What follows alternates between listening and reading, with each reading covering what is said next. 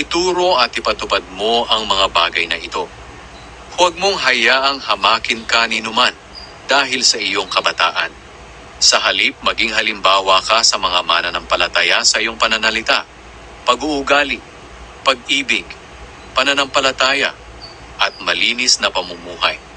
Habang wala pa ako riyan, gamitin mo ang panahon mo sa pagbabasa ng kasulatan sa mga tao, sa pangangaral at pagtuturo.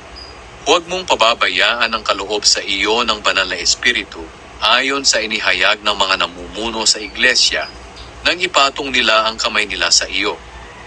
Gawin mo ang mga tungkuling ito at lubos mong italaga ang sarili mo sa mga ito para makita ng lahat ang paglago mo. Maging maingat ka sa pamumuhay at pagtuturo mo. Patuloy mong gawin ang mga bagay na ito para maligtas ka at ang mga nakikinig sa iyo.